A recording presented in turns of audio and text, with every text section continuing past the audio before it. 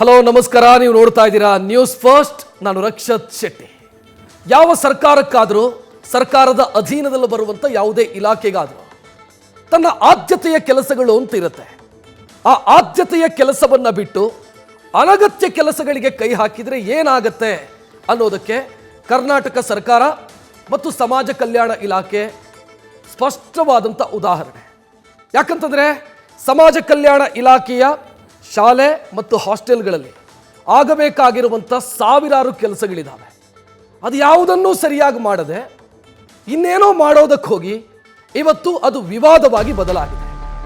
ರಾಜ್ಯದ ವಸತಿ ಶಾಲೆಗಳಲ್ಲಿ ಇಷ್ಟು ದಿನ ಇದ್ದಂಥ ಧ್ಯೇಯವಾಕ್ಯವನ್ನು ಬದಲು ಮಾಡಿರುವಂಥ ವಿಚಾರ ಈಗ ವಿವಾದವಾಗಿ ಬದಲಾಗಿದೆ. ಇಷ್ಟು ದಿನ ಜ್ಞಾನ ದೇಗುಲವಿದು ಕೈ ಮುಗಿದು ಒಳಗೆ ಬಾ ಅನ್ನೋ ವಾಕ್ಯ ಇತ್ತು, ಅದನ್ನು ತೆಗೆದುಹಾಕಿದ್ದಾರೆ.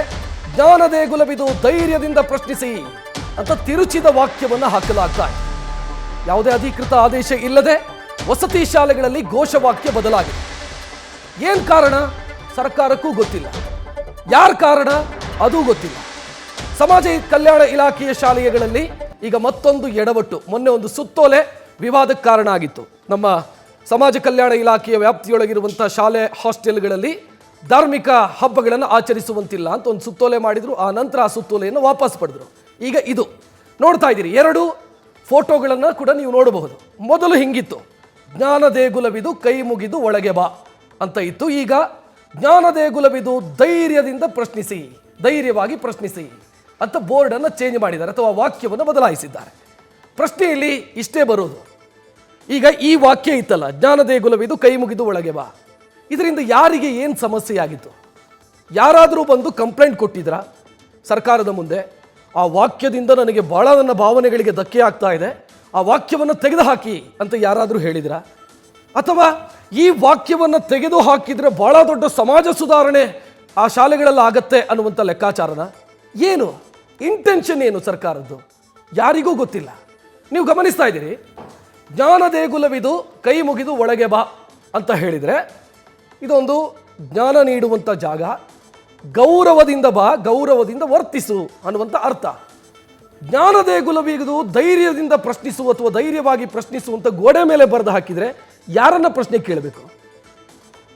ಅಟ್ಲೀಸ್ಟು ಪ್ರಶ್ನೆ ಕೇಳೋದಕ್ಕೆ ನೋಡಿ, ನಿಮಗೆ ಏನೇ ಪ್ರಶ್ನೆಗಳಿದ್ದರೂ ಕೂಡ ಸನ್ಮಾನ್ಯ ನಮ್ಮ ಸಮಾಜ ಕಲ್ಯಾಣ ಸಚಿವರನ್ನು ಸಂಪರ್ಕಿಸುವುದು ಅಂತ ಫೋನ್ ನಂಬರ್ ಕೆಳಗೆ ಬರೀರಿ, ಅಥವಾ ಚೀಫ್ ಸೆಕ್ರೆಟರಿಯನ್ನು ಪ್ರಶ್ನಿಸುವುದು ಅಥವಾ ಪ್ರಧಾನ ಕಾರ್ಯದರ್ಶಿಯನ್ನು ಪ್ರಶ್ನೆ ಕೇಳಿ ಅಂತ ಒಂದು ಫೋನ್ ನಂಬರ್ ಬರೀರಿ. ಹಂಗಿದ್ರೆ ಯಾರೋ ಹೇಳ್ತಾ ಇದ್ದದ್ದು ಪ್ರಶ್ನೆ ಕೇಳಿ ಅಂತ. ಯಾರಿಗೆ ಅಂತಂದರೆ ಆ ಶಾಲೆಯಲ್ಲಿ ಓದ್ತಾ ಇರುವಂಥ ಮಕ್ಕಳ ಹೆತ್ತವರು, ಪೋಷಕರು ಏನಾದರೂ ಪ್ರಶ್ನೆಗಳಿದ್ರೆ ಕೇಳ್ಬೋದು ಅಂತ ಅದಕ್ಕೆ ಬರೆದು ಹಾಕಿದಾರಂತೆ.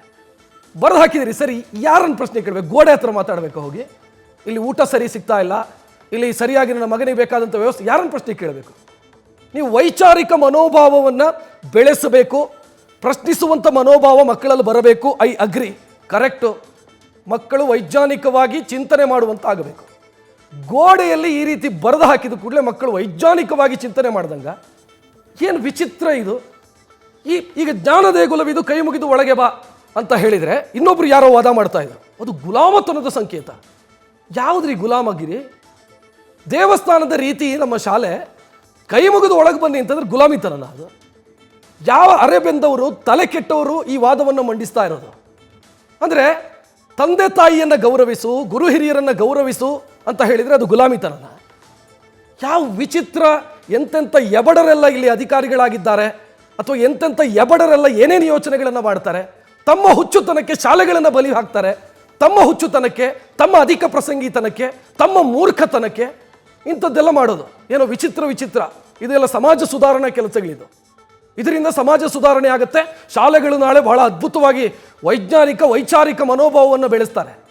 ಫಸ್ಟ್ ಆ ಮಕ್ಕಳಿಗೆ ಬೇಕಾದಂಥ ವ್ಯವಸ್ಥೆ ಮಾಡಿರಿ. ಅಲ್ಲಿ ಸಾವಿರಾರು ಸಮಸ್ಯೆಗಳಿದ್ದಾವೆ, ಅದನ್ನು ಪಟ್ಟಿಯೇ ಕೊಡ್ತೀನಿ. ಆನಂತರ ಯಾರೋ ತಲೆ ಕೆಟ್ಟವ್ರು ಏನೋ ಮಾಡಿದ್ರು, ಶುರುವಾಯಿತು ಬೋರ್ಡ್ ಬಳಿಲಿಕ್ಕೆ. 800 ಶಾಲೆಗಳಿದಾವಂತೆ, 800 ಶಾಲೆಗೆ ಧೈರ್ಯವಾಗಿ ಪ್ರಶ್ನಿಸಿ ಅಂತ ಬೋರ್ಡ್ ಹಾಕೋದು, ಪೇಂಟಿಂಗ್ ಹೊಡೆಯೋದು, ಇದನ್ನು ಮಾಡ್ತಾ ಇದ್ದಾರೆ. ಮಾಡಬೇಕಾಗಿರೋದೇನು?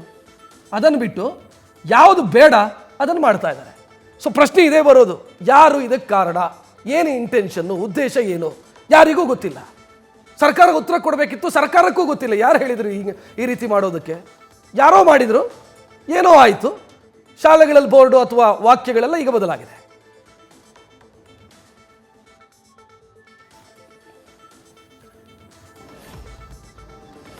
ಇನ್ನು ಈ ಘೋಷವಾಕ್ಯ ಬದಲಾಗೋದಕ್ಕೆ ಏನು ಕಾರಣ ಅಂತ ಹುಡುಕ್ತಾ ಹೋದರೆ ಒಂದಿಷ್ಟು ವಿಚಾರಗಳು ಸಿಗುತ್ತೆ ನಿಮಗೆ. ಘೋಷವಾಕ್ಯ ಬದಲಾಗೋದಕ್ಕೆ IAS ಅಧಿಕಾರಿ ಮಣಿವಣ್ಣನವರು ಕಾರಣನಾ ಅನ್ನೋ ಪ್ರಶ್ನೆ. ಯಾಕಂತಂದ್ರೆ ಅವರು ಸಮಾಜ ಕಲ್ಯಾಣ ಇಲಾಖೆಯ ಪ್ರಧಾನ ಕಾರ್ಯದರ್ಶಿ ಜವಾಬ್ದಾರಿಯಲ್ಲಿದ್ದಾರೆ. ಮಣಿವಣ್ಣನವರು ಅಧಿಕಾರಿಗಳಿಗೆ ಟೆಲಿಗ್ರಾಮ್ ಗ್ರೂಪ್ನಲ್ಲಿ ಆದೇಶವನ್ನು ಕೊಟ್ಟಿರೋದು, ಅದಕ್ಕೆ ಸಂಬಂಧಿಸಿದಂಥ ಟೆಲಿಗ್ರಾಮ್ ಗ್ರೂಪಿನ ಸ್ಕ್ರೀನ್ಶಾಟ್ಗಳು ಲಭ್ಯ ಇದ್ದಾವೆ. ಮಣಿವಣ್ಣನ್ ಆದೇಶವನ್ನು ಪಾಲಿಸಿ ಬರಹವನ್ನು ಬದಲಾಯಿಸಿದ್ದಾರೆ ಆಯಾ ಶಾಲೆಯವರು. ಇಲ್ಲಿ ಪ್ರಶ್ನೆ ಒಂದೇ ಬರೋದು, ಇಲಾಖೆಯ ಸಚಿವರಿಗೆ ಮಾಹಿತಿಯನ್ನು ಕೊಡದೆ ಹೇಗೆ ಬದಲಾಯಿಸೋದಕ್ಕೆ ಸಾಧ್ಯ ಇದೆ? ಯಾರೋ ಆಫೀಸರ್ ಹೇಳಿದ ಕೂಡಲೇ ಬದಲಾಗತ್ತೆ ಅಲ್ಲಿದ್ದಂಥ ಬರಹ ಅಂತಂದರೆ ಅಧಿಕಾರಿಗಳ ದರ್ಬಾರ್ ನಡೀತಾ ಇದೆಯಾ ಇಲ್ಲಿ? ಸಚಿವರು ಹೇಳಬೇಕು ತಾನೆ, ಸಚಿವರದೊಂದು ಸೂಚನೆ ಇರಬೇಕು, ಸಚಿವರದೊಂದು ಆದೇಶ ಇರಬೇಕು. ಯಾವುದೂ ಇಲ್ಲ. ವಾಟ್ಸಪ್ಪಲ್ಲಿ ಅವರವರೇ ಅಥವಾ ಆ ಟೆಲಿಗ್ರಾಮ್ ಗ್ರೂಪಲ್ಲಿ ಅವರವರೇ ಚರ್ಚೆ ಮಾಡ್ತಾರೆ. ಹಿಂಗಿದ್ರೆ ಹಿಂಗೆ, ಹಿಂಗಿದ್ರೆ ಹಿಂಗೆ ಅಂತ ಚರ್ಚೆ ಆಗುತ್ತೆ. ಓ ಇದೇ ಸರಿ ಅಂತ ಈ ಅಧಿಕಾರಿ ಹೇಳ್ತಾರೆ. ಮರುದಿನದಿಂದ ಬದಲಾಗುತ್ತೆ ಬೋರ್ಡು ಅಥವಾ ವಾಕ್ಯವು ಎಲ್ಲವೂ ಬದಲಾಗುತ್ತೆ. ಏನು ವಿಚಿತ್ರ ಕಾರ್ಯವೈಖರಿ ಇದು, ಅರ್ಥ ಆಗದಂಥ ಕಾರ್ಯವೈಖರಿ. ಆ ಟೆಲಿಗ್ರಾಮ್ ಗ್ರೂಪಿನ ಸ್ಕ್ರೀನ್ಶಾಟ್ಸು ಅಂತ ನಾನು ಆಗಲೇ ಹೇಳಿದೆ, ಅದನ್ನೊಮ್ಮೆ ನೋಡಿಬಿಡೋಣ, ಜನರಿಗೆ ಗೊತ್ತಾಗುತ್ತೆ ಎಲ್ಲಿ ಚರ್ಚೆ ಆಗಿದೆ. ಎಸ್ ಇದೇ ಅದು ಆ ಸ್ಕ್ರೀನ್ಶಾಟ್ಸ್ ನೋಡಿ. ಇದು ಜ್ಞಾನದೇಗುಲವಿದು, ಧೈರ್ಯವಾಗಿ ಪ್ರಶ್ನಿಸಿ ಅಂತ ಅವರು ಅದನ್ನು ಪಿನ್ ಮಾಡ್ತಾರೆ. ಆನಂತರ ಇದೇ ರೀತಿ ಆಗಬೇಕು, ಆ ನಂತರ ಎಲ್ಲ ಶಾಲೆಗಳಲ್ಲಿ ಇದೇ ರೀತಿ ಪೇಂಟ್ ಮಾಡಿಸಿ ಅಂತ ಅವರು ಸೂಚನೆಯನ್ನು ಕೊಡ್ತಾರೆ. ಅಂದರೆ ಈ ಟೆಲಿಗ್ರಾಮಲ್ಲಿ ಸೂಚನೆಯನ್ನು ಕೊಡೋದು, ಅದನ್ನು ಒಂದಿಷ್ಟು ಜನ ಅಧಿಕಾರಿಗಳೇನು ಮಾಡ್ತಾರೆ ಅಂತಂದರೆ, ಓಹ್ ಸೂಪರ್ ಸರ್, ನೀವು ಹೇಳಿರೋದು ಕರೆಕ್ಟ್ ಇದೆ, ಭಾಳ ಕರೆಕ್ಟ್ ಇದೆ ಅಂತ ಇನ್ನೊಂದಿಷ್ಟು ಜನ ಅಧಿಕಾರಿಗಳು. ಇನ್ನೊಬ್ಬರು ಭಾಳ ಅತಿ ಬುದ್ಧಿವಂತ ಅಧಿಕಾರಿ ಎಲ್ಲಿವರೆಗೆ ಅಂತಂದರೆ, ಹೌದು ಸರ್ ಇದು ಗುಲಾಮಿತನದ ಸಂಕೇತ, ನಾವು ಸರಿ ಮಾಡ್ತಾ ಇದ್ದೀವಿ, ನಾಳೆಯಿಂದಲೇ ಶುರುವಾಗುತ್ತೆ ಅಂತ ಇನ್ನೊಬ್ರದ್ದು ಆನ್ಸರು ಸ್ಟಾರ್ಟ್ ಆಗುತ್ತೆ ಅಲ್ಲಿ ಇನ್ನೊಬ್ಬ ಅಧಿಕಾರಿ. ಎಂಥ ಬೌದ್ಧಿಕ ದಿವಾಳಿತನ ರೀ ಇದು, ನನಗೆ ಒಂದು ಅರ್ಥನೇ ಆಗ್ತಾ ಇಲ್ಲ. ಇದಕ್ಕೆ ನಾನು ಸರ್ಕಾರ ಉತ್ತರ ಕೊಡಬೇಕು ಅಂತ ಬಯಸ್ತೀನಿ. ಆಯ್ತಪ್ಪ, ಅವರು ಪ್ರಮುಖ ಹುದ್ದೆಯಲ್ಲಿರುವಪ್ಪ ಅಂತ ಒಬ್ಬರು ಅಧಿಕಾರಿ, ಪ್ರಿನ್ಸಿಪಲ್ ಸೆಕ್ರೆಟರಿ. ನಾಳೆ ಶಿಕ್ಷಣ ಇಲಾಖೆಯ ಪ್ರಿನ್ಸಿಪಲ್ ಸೆಕ್ರೆಟರಿ ಮತ್ತೊಂದು ಆದೇಶವನ್ನು ಇದೇ ರೀತಿ ವಾಟ್ಸಪ್ನಲ್ಲೋ ಫೇಸ್ಬುಕ್ನಲ್ಲೋ ಮಾಡ್ತಾರೆ. ಅಂದರೆ ಈಗ ನಮ್ಮ ಶಾಲೆಗಳಲ್ಲಿ, ಎಲ್ಲ ಶಾಲೆಗಳಲ್ಲಿ ಲಾಲ್ ಸಲಾಂ ಅಂತ ಬೋರ್ಡ್ ಹಾಕಬೇಕು. ನಾಳೆಯಿಂದ ಹಾಕೋದಕ್ಕೆ ಶುರುನಾ ಲಾಲ್ ಸಲಾಂ ಅಂತ ಬೋರ್ಡ್ ಇರಲಿ ಅಂತನ? ಅದಕ್ಕೊಂದು ವ್ಯವಸ್ಥೆ ಇಲ್ವಾ? ಸರ್ಕಾರ ಆದೇಶ ಮಾಡಬೇಕು, ಯಾರೋ ಅಧಿಕಾರಿ ವಾಟ್ಸಪ್ಪಲ್ಲಿ ಹೇಳಬೇಕು. ಅದು ಹೇಳಿದ ಕೂಡಲೇ ಬೋರ್ಡ್ಗಳು ಬದಲಾಗತ್ತೆ, ವಾಕ್ಯಗಳು ಬದಲಾಗತ್ತೆ ಅಂತಂದರೆ, ನಾಳೆ ಕಂದಾಯ ಇಲಾಖೆಯ ಒಬ್ಬ ಅಧಿಕಾರಿ ಒಂದು ಆದೇಶ ಮಾಡ್ತಾರೆ ಹಿಂಗೆ ವಾಟ್ಸಪ್ಪಲ್ಲಿ, ನಮ್ಮ ಕಚೇರಿಗಳಲ್ಲಿ ಲಂಚ ಇಲ್ಲದೆ ಕೆಲಸ ನಡೆಯಲ್ಲ. ಶುರು ನಾಳೆಯಿಂದ ಹಾಗಿದ್ರೆ ಬೋರ್ಡ್ ಹಾಕಕ್ಕೆ, ಲಂಚ ಇಲ್ಲದೆ ಕೆಲಸ ನಡೆಯಲ್ಲ ಅಂತ ಎಲ್ಲ ಕಂದಾಯ ಇಲಾಖೆಯ ಆಫೀಸಲ್ಲಿ ಬೋರ್ಡ್ ಹಾಕಿಬಿಡಿ. ಯಾರು ಹೇಳೋರು ಕೇಳೋರು ಇಲ್ವಾ? ಸರ್ಕಾರ ನಡೀತಾ ಇದೆಯಾ ಅಥವಾ ಅಧಿಕಾರಿಗಳು ಸರ್ಕಾರ ನಡೆಸ್ತಾ ಇದ್ದಾರಾ? ಯಾರೋ ಮೌಖಿಕವಾಗಿ ಅಥವಾ ವಾಟ್ಸಪ್ನಲ್ಲಿ ಅಥವಾ ಟೆಲಿಗ್ರಾಮ್ನಲ್ಲಿ ಮಾಡಿದಂಥ ಒಂದು ಮೆಸೇಜು ಆದೇಶವಾಗಿ ಬದಲಾಗತ್ತೆ ಅಂತಂದರೆ ಏನು ಸರ್ಕಾರ ಇದು? ಏನು ವಿಚಿತ್ರ ಇದು? ನಾನು ಅದಕ್ಕೆ ಕೇಳಿದ್ದು, ನಾಳೆ ಶಿಕ್ಷಣ ಇಲಾಖೆಯ ಯಾವುದಾದ್ರೂ ಒಬ್ಬ ಸೆಕ್ರೆಟರಿ ಅವರಿಗೆ ಸಡನ್ ರಾತ್ರಿ ಮಲಗಿದಲ್ಲಿ ಕನಸು ಬೀಳುತ್ತೆ, ಓಹ್ ಈ ರೀತಿ ಇರಬೇಕು ಅಂತ, ಅವ್ರು ಸಡನ್ ಒಂದು ಆದೇಶ ಇದೇ ರೀತಿ ಮಾಡ್ತಾರೆ. ಈ ರೀತಿ ಬೋರ್ಡ್ ಹಾಕಿ ಎಲ್ಲ ಶಾಲೆಗಳಲ್ಲಿ ಹಾಗೆ ಬೋರ್ಡ್ ಹಾಕಿಬಿಡೋದಾ ಅಥವಾ ವಾಕ್ಯಗಳನ್ನು ಹಾಕಿಬಿಡೋದಾ? ಮಧು ಬಂಗಾರಪ್ಪ ಶಿಕ್ಷಣ ಸಚಿವರಿದ್ದಾರೆ ತಾನೆ, ಇಲ್ಲೂ ಹಾಗೇನೆ ತಾನೆ, ಸಮಾಜ ಕಲ್ಯಾಣ ಸಚಿವರಿದ್ದಾರೆ ತಾನೆ, ಅವ್ರ ಗಮನಕ್ಕೆ ಬರೋದಿಲ್ಲ ಅಥವಾ ಗಮನಕ್ಕೆ ಬಂದಿದೆ ನನಗೆ ಗೊತ್ತಿಲ್ಲ, ಇಲ್ಲಿವರೆಗಿನ ಮಾಹಿತಿ ಪ್ರಕಾರ ಅವ್ರಿಗೆ ಗೊತ್ತಿಲ್ಲ ಅಂತ ಹೇಳ್ತಿದ್ದಾರೆ. ಯಾರು ಏನು ಬೇಕಾದರೂ ಆದೇಶ ಮಾಡಬಹುದು, ಏನು ಬೇಕಾದರೂ ಬೋರ್ಡ್ ಹಾಕಿಸಬಹುದು. ನಾಳೆ ಅಂಗನವಾಡಿಯಲ್ಲಿ ನನಗೆ ಬೇಕಾದಂಗೆ ನಾನು ಒಂದು ಬೋರ್ಡ್ ಮಾಡಿಸೋದು, ಮಹಿಳಾ ಮತ್ತು ಮಕ್ಕಳ ಕಲ್ಯಾಣ ಇಲಾಖೆಯ ಪ್ರಧಾನ ಕಾರ್ಯದರ್ಶಿ ನಾನು, ನನಗೆ ಬೇಕಾದಂಗೆ ಒಂದು ಬೋರ್ಡ್ ಹಾಕ್ಸೋದು. ಅಲ್ಲಿ ನೀವು ಮೆಸೇಜ್ಗಳ ದಾಷ್ಟ್ಯ ನೀವು ಗಮನಿಸಬೇಕು. ಇದನ್ನು ನಾನು ಫೈನಲ್ ಮಾಡಿದ್ದೀನಿ, ಇದು ಫೈನಲ್. ಯಾರ್ರೀ ಇವರು ಹೇಳೋದಕ್ಕೆ ಫೈನಲ್ಲು ಅಂತ ಹೇಳೋದಕ್ಕೆ? ನಾವು ಈ ಸರ್ಕಾರವನ್ನು ಆಯ್ಕೆ ಮಾಡಿರೋದು, ಅಧಿಕಾರಿಗಳನ್ನು ಆಯ್ಕೆ ಮಾಡಿರೋದಲ್ಲ. ಸರ್ಕಾರ ನಿರ್ಧಾರ ತಗೋಬೇಕು, ಅಧಿಕಾರಿಗಳಲ್ಲ. ಯಾರೋ ಪ್ರಿನ್ಸಿಪಲ್ ಸೆಕ್ರೆಟರಿ ನಿರ್ಧಾರ ತೆಗೆದುಕೊಳ್ಳೋದಕ್ಕಾಗಲ್ಲ. ನಾನು ಫೈನಲ್ ಮಾಡಿದ್ದೀನಿ, ಇದು ಆದೇಶ ಅಂತಂದರೆ ಏನು ಸರ್ವಾಧಿಕಾರನ? ವಿಚಿತ್ರ ಇದು. ಸರ್ಕಾರ ಉತ್ತರ ಕೊಡಬೇಕು, ಇದಕ್ಕೆ ಸಮಾಜ ಕಲ್ಯಾಣ ಸಚಿವರು ಉತ್ತರ ಕೊಡಬೇಕು ಅಂತ ನಾನು ಭಾವಿಸ್ತೀನಿ.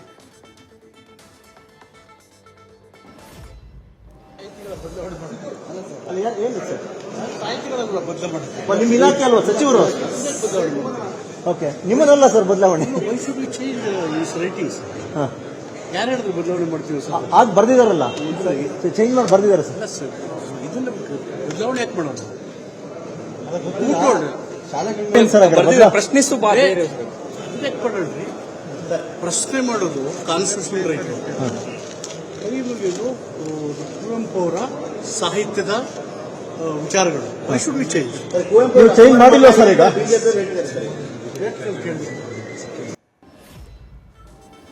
ಇನ್ನು ಈ ವಿಚಾರ ಸಹಜವಾಗಿ ಬಿಜೆಪಿ ನಾಯಕರು ಇದನ್ನ ರಾಜಕೀಯ ಅಸ್ತ್ರವಾಗಿ ಬಳಸ್ತಾ ಇದ್ದಾರೆ. ವಸತಿ ಶಾಲೆಗಳ ಘೋಷವಾಕ್ಯ ಬದಲಿಗೆ ಬಿಜೆಪಿ ಆಕ್ರೋಶ ವ್ಯಕ್ತಪಡಿಸಿದೆ.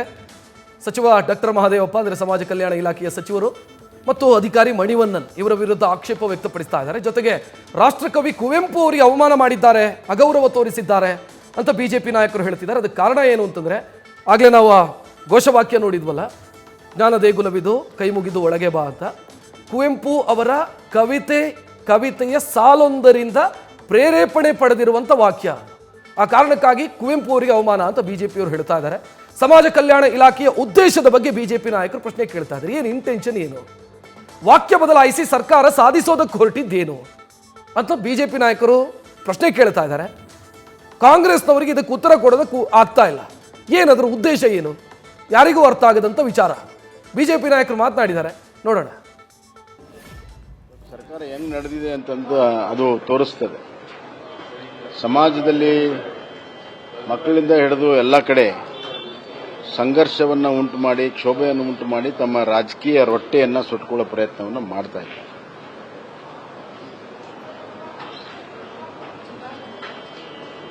ಇದು ಇವತ್ತು ಅಲ್ಲಿ ಅಕ್ಕಿ ಸಿಗ್ತಾ ಇಲ್ಲ, ಅದಕ್ಕೆ ನಾವು ಹೇಳಿದ್ದು ಖಜಾನೆ ಖಾಲಿ ಇದೆ ಅಂತ. ಇದು ಸರ್ಕಾರದ ಜ್ಞಾನ ದೇವರಿಗೂ ಕೈ ಮುಗಿದು ಒಳಗೆ ಬಾ, ಇದ್ರಾಗ ಏನು ತಪ್ಪದ ಹೇಳ್ರಿ? ಸರ್ಕಾರ ಎಷ್ಟು ಒಂದು ಮುಟ್ಟಾಳತನದಿಂದ ವರ್ತಿಸ್ತಾ ಇದೆ ಮತ್ತು ಅಪೀಸ್ಮೆಂಟಿನ ಒಂದು ಪರಾಕಾಷ್ಠೆಯನ್ನು ತಲುಪಿದ್ದಾರೆ, ಹೈಟ್ ಆಫ್ ಅಪೀಸ್ಮೆಂಟ್ ತಲುಪಿದ್ದಾರೆ ತುಷ್ಟೀಕರಣದ್ದು ಅಂತ ಅನ್ನೋದು ಈ ಘಟನೆಯಿಂದ ಸ್ಪಷ್ಟ ಆಗ್ತದೆ. ಮತ್ತು ಕುವೆಂಪು ಅವರ ಒಂದು ಇದು ಕುವೆಂಪು ಅವ್ರಿಗೂ ಅಪಮಾನ ಇದೆ. ಅಂದ್ರೆ ಕುವೆಂಪು ನಿಮ್ಮ ಪ್ರಕಾರ ಜಾತ್ಯತೀತ ಆಗಿರಲಿಲ್ವಾ? ಕಾಂಗ್ರೆಸ್ ಪಾರ್ಟಿ ಮತ್ತು ಕಾಂಗ್ರೆಸ್ ಸರ್ಕಾರ ಎಷ್ಟು ಪ್ರಮಾಣದಲ್ಲಿ ಹಿಂದೂ ವಿರೋಧಿಯಾಗಿದೆ ಅಂತನ್ನೋದು ಇದೇ ಆಧಾರದ ಮೇಲೆ ಸ್ಪಷ್ಟ ಆಗುತ್ತೆ. ತುಷ್ಟೀಕರಣವನ್ನು ಯಾವ ಪ್ರಮಾಣಕ್ಕೂ ಮಾಡಲಿಕ್ಕೆ ಅವರು ಸಿದ್ಧರಾಗಿದ್ದಾರೆ. ಬಹುತೇಕ ಇವತ್ತು ವಿಧಾನ ಪರಿಷತ್ನಲ್ಲಿ ಚರ್ಚೆ ಆಗುತ್ತೆ. ಕೈ ಮುಗಿದು ಒಳಗಡೆ ಬನ್ನಿ ಅಂತಂದ್ರೆ ತಪ್ಪೇನು? ಬೇರೆ ದೇಶದ ಪ್ರಧಾನಿಗಳು, ರಾಷ್ಟ್ರಪತಿಗಳು ನಮ್ಮ ದೇಶಕ್ಕೆ ಬಂದಾಗ ಅವರು ಕೈ ಮುಗಿತಾರೆ. ಅಂಥದ್ರಲ್ಲಿ ಈ ಕೇಡು ಸರ್ಕಾರ, ಈ ಕೇಡುಗಾಲ ಬಂದಿರೋ ಸರ್ಕಾರ ಈ ಒಂದು ಹೇಳಿಕೆಯನ್ನು, ಈ ಒಂದು ಬರಹವನ್ನು ಅವಾಗೆ ಆದೇಶ ಇಲ್ದೇ ಚೇಂಜ್ ಮಾಡಿದ್ದಾರೆ. ಇದೇನು ತೊಗಲಕ್ ದರ್ಬಾರ? ಅಧಿಕಾರಿಗಳು ಸರ್ಕಾರದ ಮಾತು ಕೇಳ್ತಿಲ್ಲ ಅಂತ. ಯಾವ ಅಧಿಕಾರಿನೂ ಸರ್ಕಾರ ಇದೆಯೋ ಸತ್ತಿದೆಯೋ ಅಂತ ಗೊತ್ತಿಲ್ಲ. ಕಳೆದ ಬಾರಿ ಇದ್ದಂಥ ಸಿದ್ದರಾಮಯ್ಯನವರೇ ಬೇರೆ, ಈಗಿರೋಂಥ ಸಿದ್ದರಾಮಯ್ಯನವರೇ ಬೇರೆ. ಸಿದ್ದರಾಮಯ್ಯನವ್ರಿಗೆ ಆಡಳಿತದಲ್ಲಿ ಹಿಡಿತಾ ಇಲ್ಲ. ಯಾರಿಗೆ ಪ್ರಶ್ನಿಸ್ಬೇಕು? ಕಾಂಗ್ರೆಸ್ಸಿಗ? ಆಡಳಿತ ಪಕ್ಷ ಮಾಡ್ತಿರೋ ಅವ್ರಿಗೆ? ಆ ಒಂದು ಎಲ್ಲಿ ವಸತಿ ಶಾಲೆಗಳಲ್ಲ, ಅದೇ ಅಲ್ಲಿ ಎಷ್ಟೆಷ್ಟು ಲೂಟಿ ಆಗ್ತಾ ಇದೆ, ಸರಿಯಾದ ಊಟ ಕೊಡ್ತಿಲ್ಲ ಅಂತ ಪ್ರಶ್ನಿಸ್ಬೇಕಾ? ಕಾಂಗ್ರೆಸ್ ಸರ್ಕಾರ ಮಾಡ್ತಿರೋದ್ರ ಬಗ್ಗೆ ಮಾಡಬೇಕು ಅಂತ ಏನೋ ಹೇಳಿರ್ಬೋದೇನೋ. ಯಾಕಂದರೆ ಸ್ವತಃ ಮುಖ್ಯಮಂತ್ರಿಗಳೇ ಭ್ರಷ್ಟಾಚಾರ ಇದೆ ಅಂತ ಒಪ್ಪಿಕೊಂಡಾಗ ಈ ರೀತಿ ಕನ್ವರ್ಟ್ ಮಾಡಿ ಹಾಕಿದ್ದನ್ನು ನಾನು ಸ್ವಾಗತ ಮಾಡ್ತೇನೆ. ಯಾವೊಂದು ದೇವಸ್ಥಾನದ ರೀತಿಯಲ್ಲಿ ನಾವು ನೋಡ್ಕೊಳ್ಬೇಕು ಅನ್ನುವಂಥ ಭಾವನೆಯನ್ನ ಇವರು ತೆಗೆದು ಅದನ್ನ ಪ್ರಶ್ನಿಸಿ, ಶಾಲೆಯಲ್ಲಿರುವುದನ್ನು ಪ್ರಶ್ನಿಸಿ ಅನ್ನುವಂಥ ಏನೋ ಲೆಫ್ಟ್ ಲೀನಿಂಗ್ ಅನ್ನುವಂಥ ಒಂದು ವಿಷಯಗಳನ್ನು ಮುಂದಿಟ್ಟದ್ದು ಕಂಡು ಬಂದಿದೆ. ನಾವು ಇದನ್ನು ವಿರೋಧಿಸ್ತೇವೆ. ಸರ್ಕಾರ ಇಮಿಡಿಯೇಟ್ ಆಗಿ ಸಂಬಂಧಪಟ್ಟ ಅಧಿಕಾರಿಗಳ ಮೇಲೆ ಕ್ರಮ ಕೈಗೊಳ್ಳಬೇಕು. ಮೌಖಿಕ ಆರ್ಡರ್ ಅಥವಾ ಏನೋ ಆರ್ಡರ್ ಆದಿರಲಿ, ಸರ್ಕಾರ ಅವ್ರ ಮೇಲೆ ಕ್ರಮ ಕೈಗೊಳ್ಳಬೇಕೆಂಬ ಒತ್ತಡವನ್ನು ನಾವು ಹೇರ್ತೇವೆ. ಇನ್ನು ಈ ವಿಚಾರ, ವಸತಿ ಶಾಲೆಗಳ ಘೋಷವಾಕ್ಯವನ್ನು ಬದಲಾಯಿಸಿರುವಂಥ ವಿಚಾರ ಇವತ್ತು ಕಲಾಪದಲ್ಲೂ ಪ್ರಸ್ತಾಪ ಆಯಿತು. ವಿಧಾನಸಭೆ ಮತ್ತು ವಿಧಾನ ಪರಿಷತ್, ಮೇಲ್ಮನೆ ಮತ್ತು ಕೆಳಮನೆ ಎರಡರಲ್ಲೂ ಕೂಡ ಈ ವಿಚಾರ ಬಿಜೆಪಿ ನಾಯಕರು ಪ್ರಸ್ತಾಪ ಮಾಡಿದರು. ಸಚಿವ ಮಹದೇವಪ್ಪ ಉತ್ತರ ಕೊಡಬೇಕು ಅಂತ ಬಿಜೆಪಿ ಆಗ್ರಹಿಸಿತು. ಇನ್ನು ಸಮಾಜ ಕಲ್ಯಾಣ ಇಲಾಖೆಯ ಪ್ರಧಾನ ಕಾರ್ಯದರ್ಶಿ ಮಣಿವಣ್ಣನ್ ವಿರುದ್ಧ ಕ್ರಮಕ್ಕೂ ಕೂಡ ಬಿಜೆಪಿ ಒತ್ತಾಯಿಸಿತು. ಈ ವೇಳೆ ಆಡಳಿತ ಮತ್ತು ವಿಪಕ್ಷ ಸದಸ್ಯರ ಮಧ್ಯೆ ಕಲಾಪದಲ್ಲಿ ಜಟಾಪಟಿ ಕೂಡ ನಡೆಯಿತು. ವಿಧಾನಸಭೆ ಪರಿಷತ್ ಏನಾಯಿತು ನೋಡೋಣ.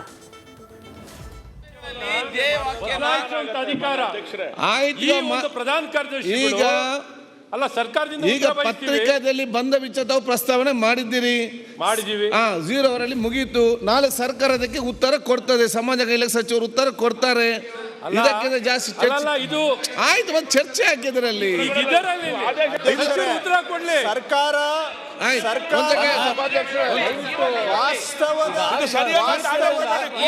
ಅಪಮಾನ ಮಾಡೋದು ಸರಿಯಲ್ಲ ಅಂತ 0 ಅವರಲ್ಲಿ ಚರ್ಚೆ ಮಾಡಬೇಡಿ. ಸರ್ಕಾರ ವಾಸ್ತವದ ಅಧಿಕಾರಕ್ಕೆ ವಾಸ್ತವಾಂಶ ಆಧಾರಿತ ಉತ್ತರವನ್ನ ಕೊಡ್ತೇವೆ. ಇನ್ನ ಹೆಚ್ಚಿಗೆ ಮಾತಾಡ್ಬೇಕಂದ್ರೆ ನಾವು ಮಾತಾಡೋದಿದೆ. ಆದ್ರೆ ನೋಡಿ, 0 ಅವರಲ್ಲಿ ಚರ್ಚೆ ಮಾಡಲಿಕ್ಕೆ ಹೋಗ್ಬೇಡಿ. ಆಯ್ತು, ನಾಳೆ ಉತ್ತರ ಕೊಡ್ತಾರೆ ಹೇಳಿದಾರಲ್ಲ, ನಾಳೆ ಉತ್ತರ ಕೊಡ್ತಾರೆ. ಕುವೆಂಪು ಅವರ ಪಠ್ಯ ಪುಸ್ತಕದಿಂದ ಕಿತ್ತಾಕದ ನಿಮ್ಮ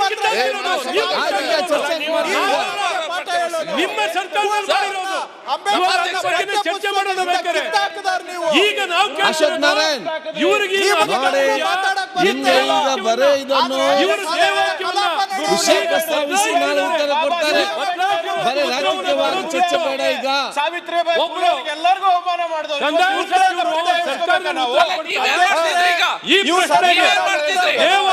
ಉತ್ತರ ಸರ್ಕಾರ ನೀವು ವಿಷಯ ಪ್ರಸ್ತಾವನೆ ಮಾಡಿದ್ದೀರಿ, ಸರ್ಕಾರ ಉತ್ತರ ಕೊಡ್ತದೆ. ನೀವೆಲ್ಲ ಮಾತಾಡಲಾಗ್ತದ? ಸರ್ಕಾರ ಮೇಲೆ ಉತ್ತರ ಕೊಡ್ತಾರೆ. ಸಮಿತಿಯಲ್ಲಿ ಆಯ್ತು, ನಾಳೆ ಕೊಡ್ತಾರೆ, ಇವತ್ತೇನು ಕೊಡ್ತಾರೆ? ಬೇಕಾದ್ರೆ ಮಾತಾಡ್ತೇವೆ. ಏನ್ ಮಾತಾಡ್ತಾರೆ? ABCD ಗೊತ್ತಿಲ್ಲ.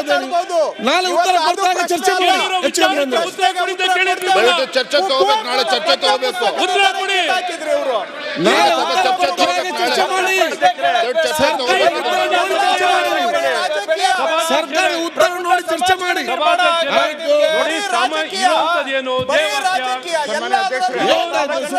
ನಾಳೆ ಉತ್ತರ ಕೊಡ್ತಾರಲ್ಲ, ಮಾತಾಡಿ ನೋಡಿ. ನೀವು ವಿಷಯ ಪ್ರಸ್ತಾವನೆ ಮಾಡಿ, ನಾಳೆ ಉತ್ತರ ಕೊಡ್ತಾರೆ, ಆಗ ಚರ್ಚೆ ಮಾಡಿ. ಆಯ್ತು, ಅಡ್ಜಸ್ಟ್ಮೆಂಟ್ ನಿಲುವಳಿ ಸೂಚನೆ ಬನ್ನಿ ನಾಳೆ ಉತ್ತರ ಮಾಡಿ. ಸ್ವಾಮಿ ಶೂನ್ಯ ವೇಳೆನಲ್ಲಿ ಪ್ರಸ್ತಾಪ ಮಾಡೋದಕ್ಕೆ ಮಾತ್ರ ಅವಕಾಶ ಇದೆ. ಬಿಜೆಪಿ ಅವರಿಗೆ ಧಿಕ್ಕಾರ, ಗುಂಡಾಗಳಿಗೆ ಧಿಕ್ಕಾರ, ಬಿಜೆಪಿ ಅವರಿಗೆ ಧಿಕ್ಕಾರ. ನಿಮ್ಗೇನು ಮಾನ ಮರ್ಯಾದೆ ಇಲ್ಲ. ಅಲ್ಲ, ಶೂನ್ಯ ವೇಳೆನಲ್ಲಿ ಯಾರಾದರೂ ಯಾವಾಗ ಬಂದಿದ್ದೀರಿ ಕೇಳಿ.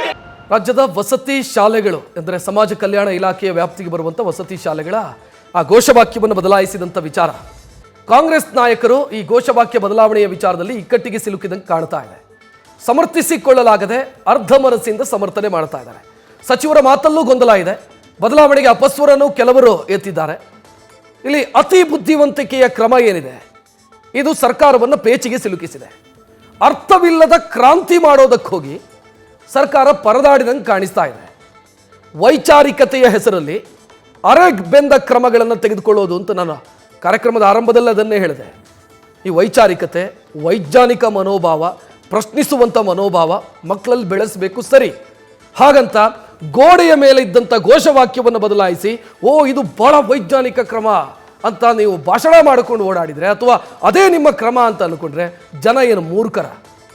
ಒಂದು ಬೋರ್ಡ್ ಹಾಕಿದ ಕೂಡಲೇ ಇದು ವೈಚಾರಿಕತೆಯನ್ನು ಬಿಂಬಿಸುವಂಥ, ವೈಜ್ಞಾನಿಕತೆಯನ್ನು ಬಿಂಬಿಸುವಂಥ ಕ್ರಮ ಅಂತ ನೀವು ಹೇಳ್ತೀರಿ ಅಂತಾದರೆ ಅದನ್ನು ಬೌದ್ಧಿಕ ದಾರಿದ್ರ್ಯ ಅಂತ ಹೇಳಬೇಕು. ಎಸ್, ಕಾಂಗ್ರೆಸ್ ನಾಯಕರು ಮಾತನಾಡಿದ್ದಾರೆ, ನೋಡೋಣ. ನಾವು ಕುವೆಂಪುರವರ ಆಚಾರ ವಿಚಾರ ನಾವು ಪ್ರಚಾರ ಮಾಡ್ತಾ ಇರೋದು.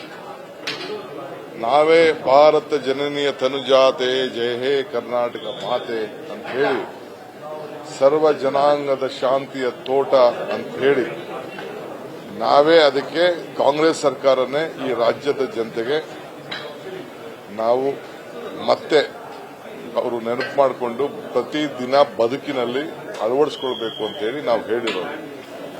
ಸೊ ಇವತ್ತು ಕೂಡ ಬಿಜೆಪಿ ಯಾರು ನಿಮ್ಗೆ ಹೇಳ್ತಾ ಇದ್ದಾರೆ, ನಮ್ಮ ಕುವೆಂಪುರವರಿಗೆ ನಾವು ಎಷ್ಟು ಶಕ್ತಿ ಕೊಟ್ಟಿದ್ದೀವಿ, ಅವರ ವಿಚಾರಗಳನ್ನ ಯಾವ ರೀತಿ ಪ್ರಚಾರ ಮಾಡ್ತಾ ಇದ್ದೀವಿ ಅಂತೇಳಿ ಅವ್ರು ಮಾಡ್ಕೊಳ್ಳಿ. ಅವ್ರಿಗೇನು ಬೇರೆ ಕೆಲಸ ಇಲ್ಲ, ಬರೀ ತಪ್ಪು ಕಂಡು ಹಿಡಿಯಕ್ಕೆ ಪ್ರಯತ್ನ ಮಾಡ್ತಾ ಇರೋದು ಅಷ್ಟೇ. ಬದುಕಿನ ಬಗ್ಗೆ ಅವ್ರೇನು ಯೋಚನೆ ಮಾಡೋದಿಲ್ಲ. ನಿಮ್ಮ ಇಲಾಖೆ ಅಲ್ವಾ ಸಚಿವರು? ಓಕೆ, ನಿಮ್ಮದಲ್ಲ ಸರ್ ಬದಲಾವಣೆ. ಯಾರು ಹೇಳಿದ್ರು ಬದಲಾವಣೆ ಮಾಡ್ತೀವಿ ಸರ್? ಆಗ ಬರ್ದಿದಾರಲ್ಲ, ಚೇಂಜ್ ಮಾಡಿ ಬರ್ದಿದ್ದಾರೆ ಸರ್. ಅಲ್ಲ ಸರ್, ಇದನ್ನ ಬದಲಾವಣೆ ಯಾಕೆ ಮಾಡೋದು? ಪ್ರಶ್ನಿಸು ಪ್ರಶ್ನೆ ಮಾಡೋದು ಕಾನ್ಸ್ಟಿಟ್ಯೂಷನಲ್ ರೈಟ್. ಕವಿ ಮುಗಿಯೋದು ಕುವೆಂಪು ಅವರ ಸಾಹಿತ್ಯದ ವಿಚಾರಗಳು. Why should we change? Change ಮಾಡಿಲ್ಲ ಸರ್ ಈಗ. ಬಟ್ ಇದನ್ನ ತೆಗಿದೇನು ಮಾಡ್ಬೋದಾಗಿತ್ತು.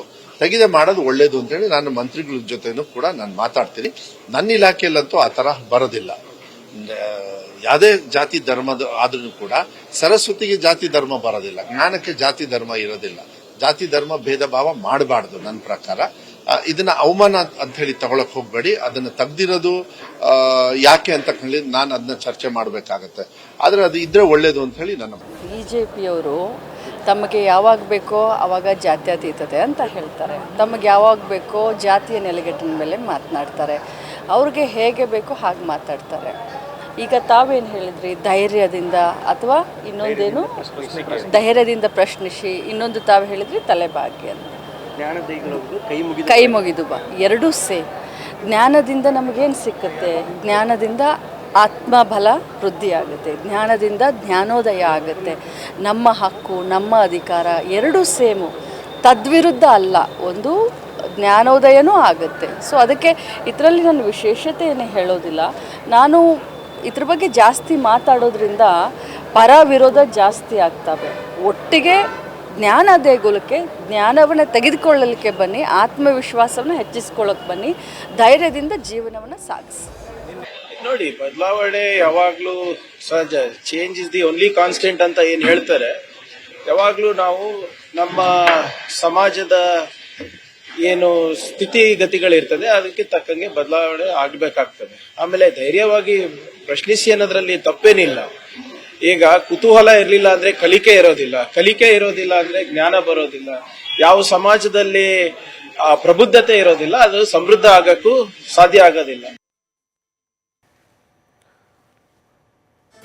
ಯಾರು ಏನು ಮಾತನಾಡಿದ್ರಿ ಅಂತ ನೋಡಿದ್ರಿ. ಅದರಲ್ಲಿ ಒಬ್ಬರು ಮಾತನಾಡಿದ್ದು ಒಂದು ಸ್ವಲ್ಪ ತೂಕ ಇತ್ತು, ಮಧು ಬಂಗಾರಪ್ಪ ಮಾತನಾಡಿದ್ದು ಒಂದು ಸ್ವಲ್ಪ ತೂಕ ಇತ್ತು. ಬಿಟ್ಟರೆ ಉಳಿದವ್ರು ಏನು ಮಾತನಾಡಿದ್ರು ಅವರಿಗೆ ಗೊತ್ತು. ಮಂತ್ರಿಗಳು ಮಾತನಾಡಿದ್ದು, ಡಿ ಕೆ ಶಿವಕುಮಾರ್ ಅವರಂತೂ ಏನು ಮಾತನಾಡಿದ್ರು ಅದಕ್ಕೆ ಏನೋ ಭಾಷಣ ಮಾಡಿಬಿಟ್ರು.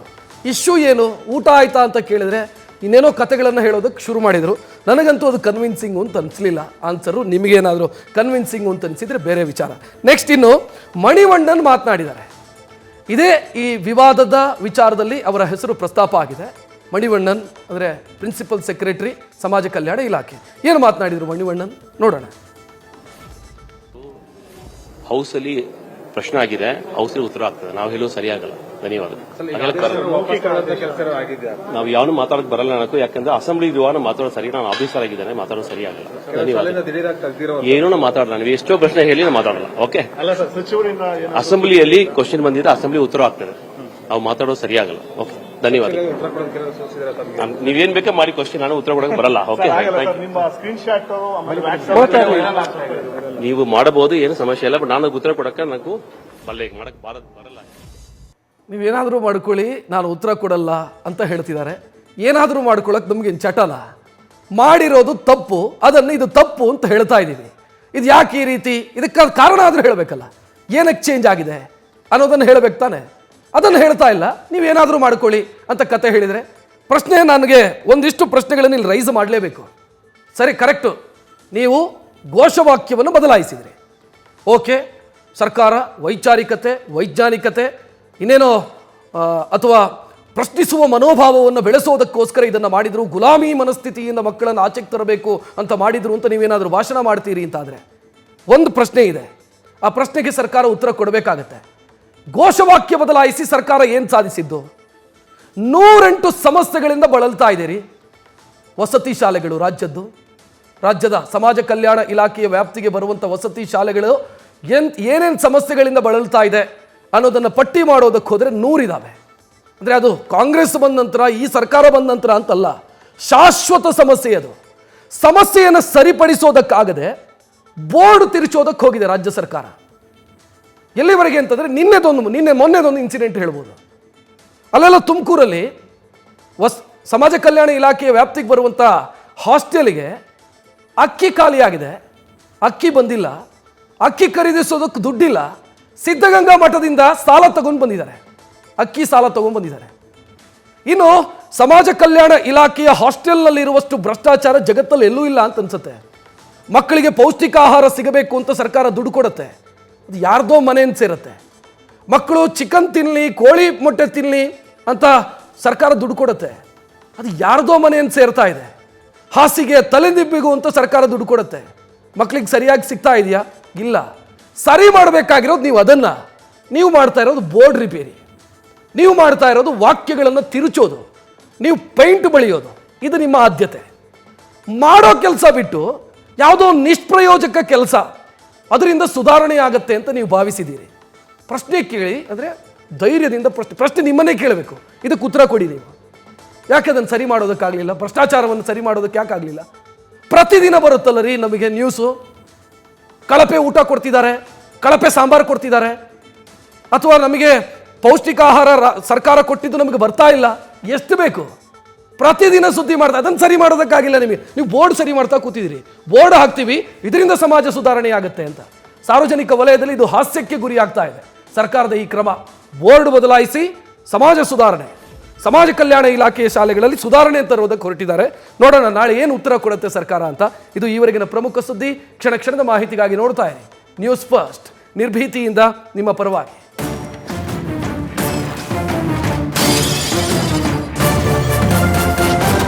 ನ್ಯೂಸ್ ಫಸ್ಟ್, ನಿರ್ಭೀತಿಯಿಂದ ನಿಮ್ಮ ಪರವಾಗಿ.